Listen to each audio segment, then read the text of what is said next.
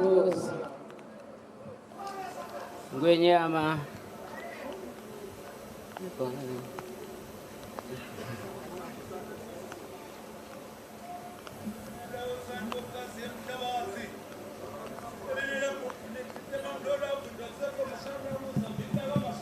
Nkosi. Ngwenyama yemaswati. Ngwenyama yemazulu. Bafundisi nanonke bazalwane ngiyanibingelela estadium egameni lenkosi yami Jesu. Your Majesty the King, Your Majesty the King of the Zulu, pastors and all brethren gathered here today, I greet you all in the name of Jesus. Nembala bazalwane uvukile kulabafile. Indeed, brethren, he has risen from the dead. Nembala ngaba kithi etinhlitiyweni uvukile yini. I'm wondering if in our hearts has he risen in our hearts. Bafundisi basafunza emavi. Uthi lo munye umfundisi wathi unina makafika ethuneni wamkhanza litshe lisukile yavuka ingwenyama kamndeni kaJuda yabhodla kwatamatama umhlaba. One pastor while preaching says Mary the mother of Jesus ran to the tomb.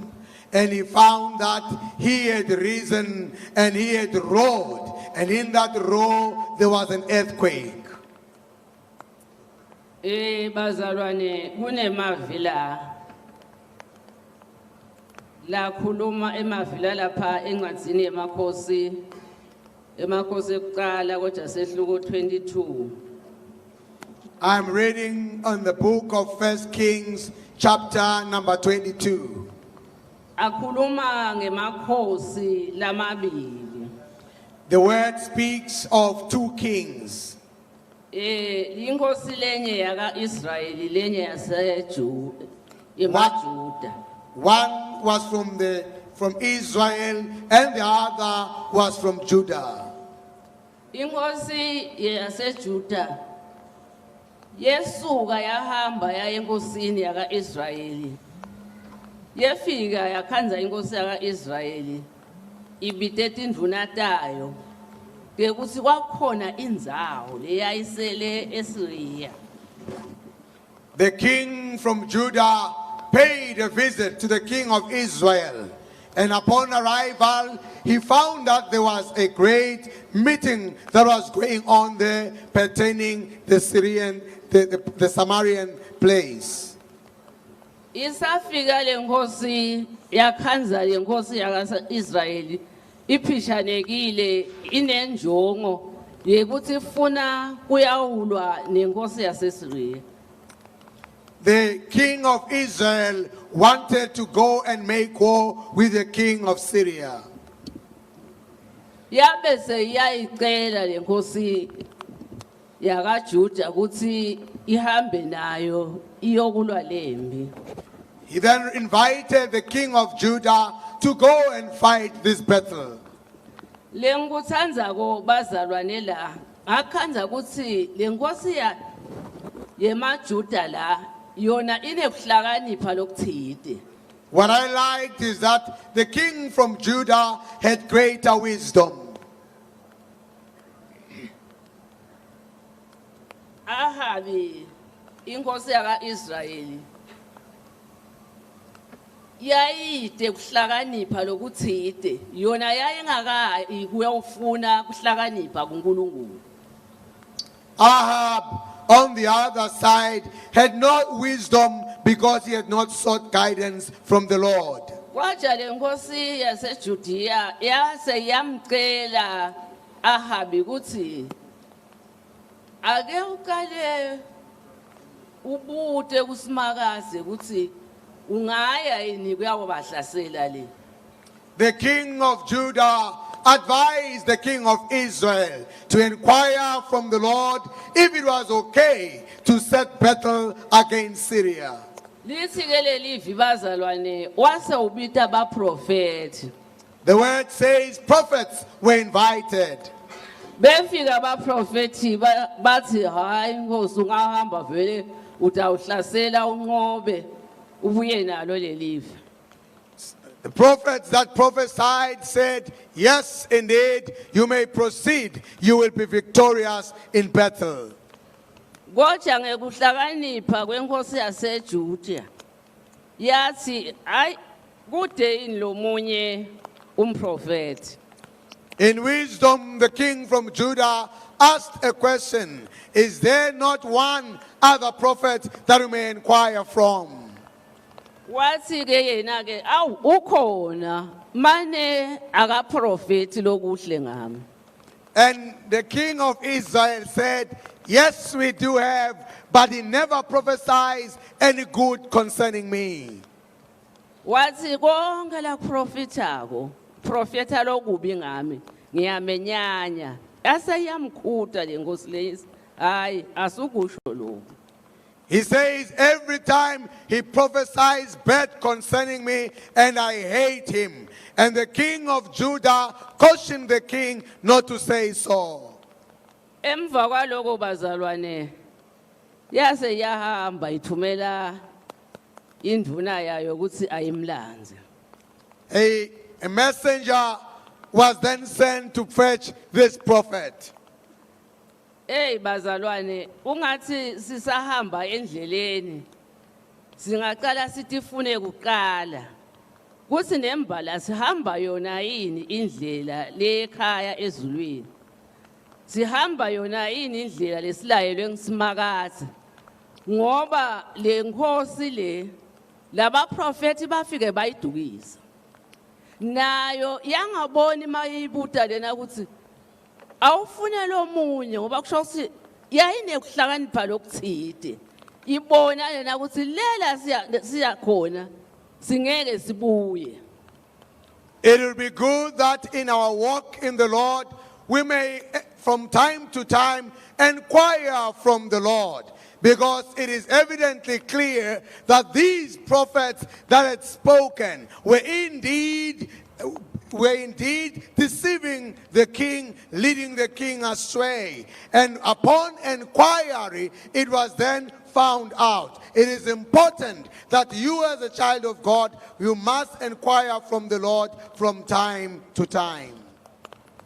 Nayifika le nduna lena kulomprofeti ithi lalela lapha njengendoda ngikutshele ukuthi ungehluki kuloko laba prophet laba prophet ekuqala nawe bofike usho wona ngoba kusho ukuthi nale nduna yayade ukuthi lenkosi ayimthanzi lo prophet. The messenger upon arrival advised the prophet and said, prophet, upon arrival there, please prophesy like the other prophets have done, because the messenger knew that the king did not like the prophet. Lo mprofeti Mikhaya wathi ngingeke ngikhulume lengingakakuthunywa uNkulunkulu. Prophet Micah said, I will not prophesy what the Lord has not said to me. I only take word from the Lord.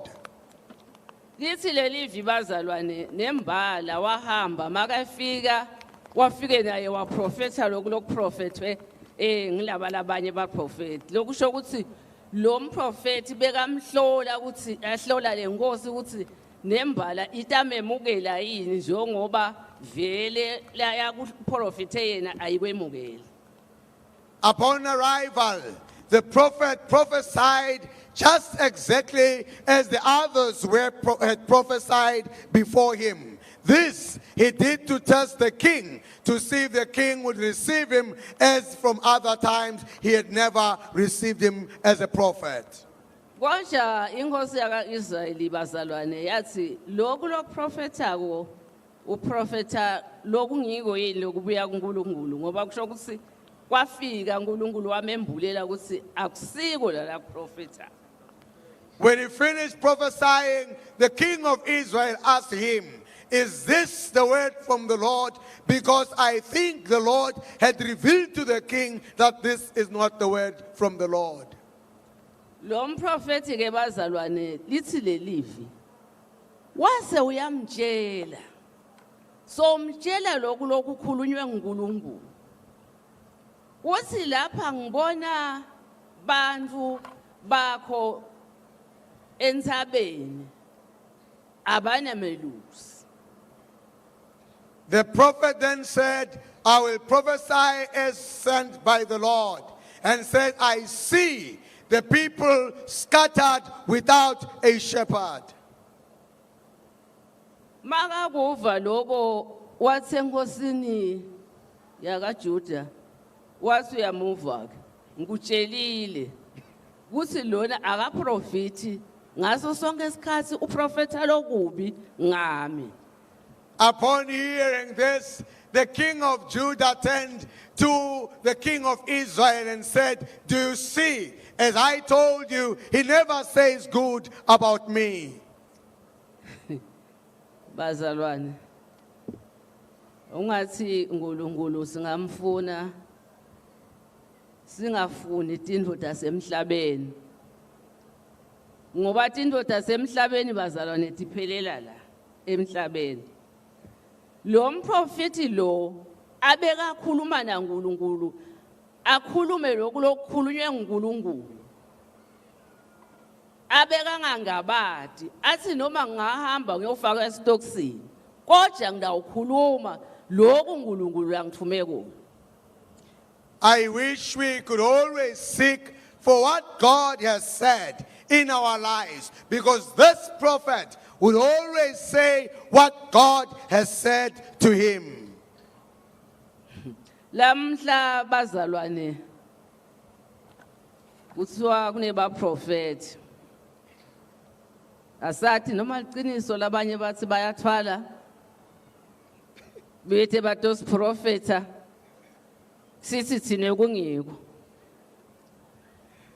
Today we have prophets. I'm not sure about what I've heard, that some go to get some special powers from the underworld and come to prophesy, and the nation would believe that it is true. Kodwa labakhumana laNkulunkulu bakhuluma iqiniso bayalimela noma ngaba sekumnyama noma ngaba sekunjani. Njengalo mprofeti wema wathi noma ngathatha ngiyofakwa estoksini nembala. Inkosi yathi mthatheni nihambe nimfaka estoksini ningamniki lutho ahlale nje khona lapha kule stokisi. We need prophets who hear from God, who will stand for the truth from God, even though it calls that they are taken into prison, but as they stand for the truth, as this prophet, the king commanded that move him from my face and lock him up in prison and give him no food, but he stood for what God had said. Yaqhubeka inkosi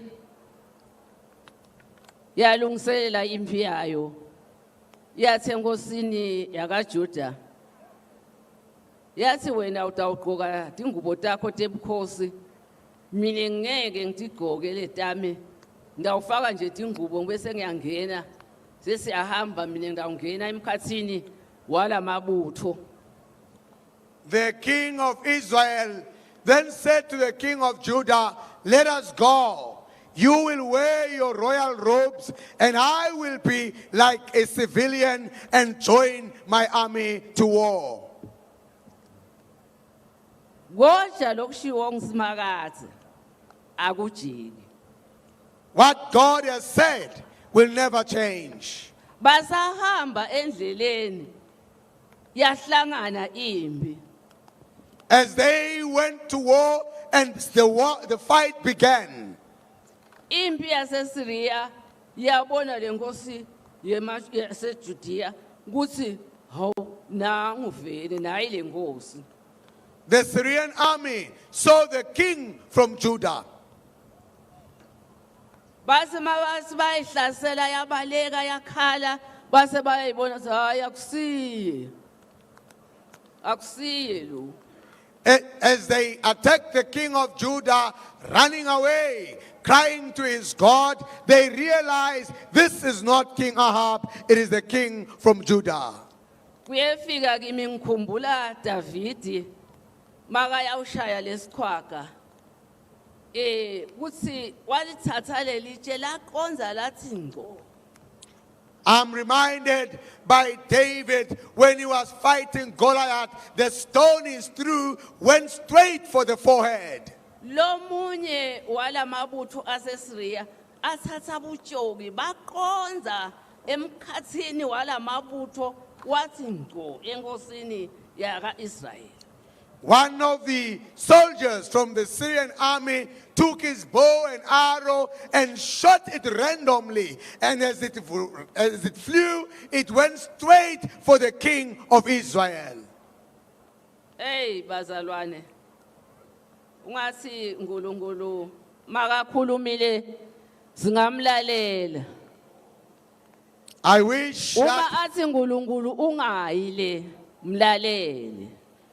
we could all listen to what God says. If He forbids you to proceed further with your journey, obey and listen.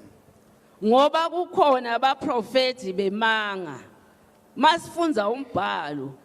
Kuthiwa kuyafika abaprofeti bemanga labayothi inzaba ayisuke ihlale lapha bese siyabakholwa nembala.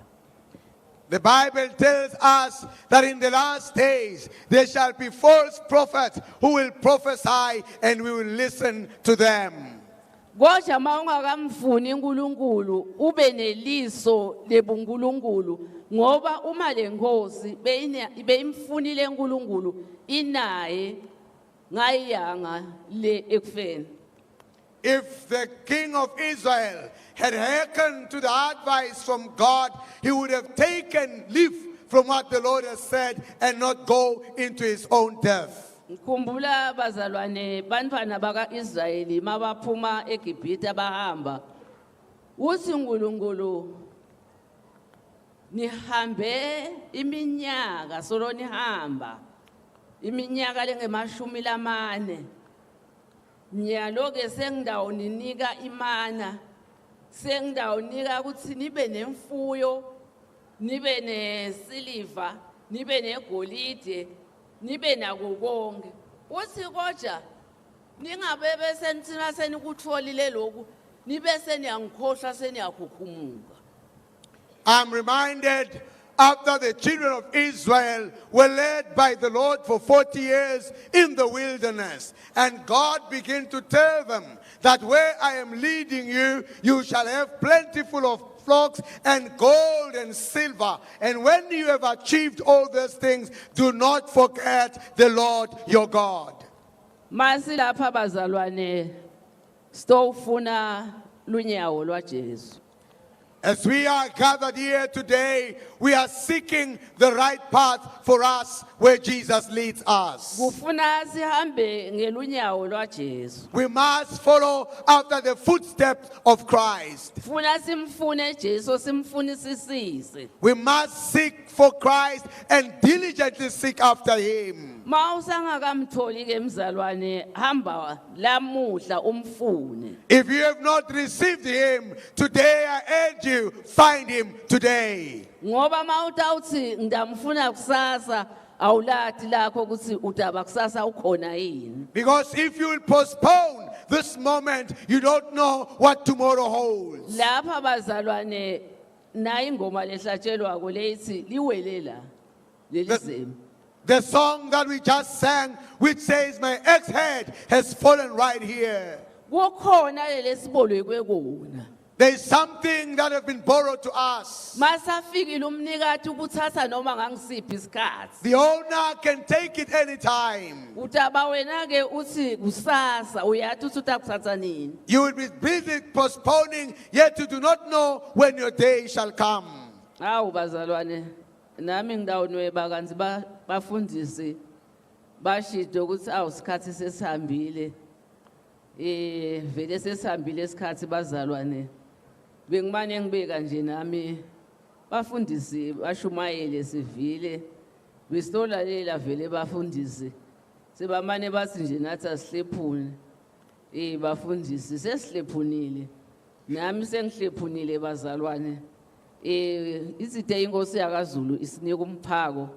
Nami ngokomphako lenginika wona uthi ekhaya ndawufike ndifunzele lelivi ukuthi kwendekani kule nkosi yaka Israel. I am just sharing briefly to you, as I've heard that the pastors have already said time is fast spent. I was actually also just sharing briefly what is in my heart, just like the king of the Zulu has said that is giving you some food to take home. I am also leaving you with food for thought to note what happened to the king of Israel. Nathi siyatibongela wandaba ezitha kulo mphako naye lafika asipha wona ukuthi sisale siwudla ngoba vele kufanele siwudle singawudli ngaphandle bazalwane siwudle la ngekhathi. We also want to thank the Zulu king for the words that he has given us. We shall indeed regurgitate these words because we must regurgitate them inside, but not just as an outward sign that is meaningless. Naye siyambongela wandaba ezitha wamageba ukuthi athi maketa ngala akhanze sihlangene sikhumbula ilanga lekufa nekuvuka kwenkosi yethu naye abe mzibi monye naye ngiyethemba ukuthi letibusiso naye utawuhamba nato abuyele ekhaya kaZulu anetibusiso bazalwane. I want to thank God that Your Majesty, you have come to join us here today. I fully believe that the blessings that you have taken here whilst gracing this great event and ceremony here today, you shall carry same back home as you return to the Zulu nation. Simbongele nje ukuthi naye sothole sihlangu kumalume wakhe ukuthi naye sengiso latawuthi makavulwa naye sibe ngiso lesimkhanyiselako makabuke lelive la kaZulu. We are happy for you, Your Majesty, that you have gotten a weapon in your hands today, a weapon that will lighten your path every morning as you lead that great nation. Ngoba kuhlakanipha gumathi simakathi. For the beginning of wisdom is to know God. Uthi simakaze enkosini kuSolomon uthi ufuna ngikwendeleni emva kokuba sagcotshiwe. Uthi Solomon ngicela Nkosi ukuthi ungiphe kuhlakanipha ngilokhona kuhola lesive lokuthi angisibuke. King Solomon in the Bible, when he was coronated, the God asked him, "What do you desire from me?" And King Solomon said, "I desire wisdom, wisdom from you, O God." Awu bazalwane siyabonga. Nalaba sihlabelele la nami ngitsite mangena ngakhanza awulusukile lethuli nembala. Athi lamanye madoda makawathatha Jesu wahamba nawo ayedule ensabeni. Asambona Jesu laphana ana Moses. Wathi Petro awu Nkosi lo ngathi ngaba asesukile ngase siyahlala la sesakhaya emadokolo. Some men, having ascended to the mountain of transfiguration with Jesus, they then exclaimed amongst themselves, and said, if it were good, Master, we would stay here and build ourselves some small tents and stay on the mountain. Ngiyabonga bazalwane, inkosi ibusise emavi ami. Thank you, brethren. May the Lord bless his word.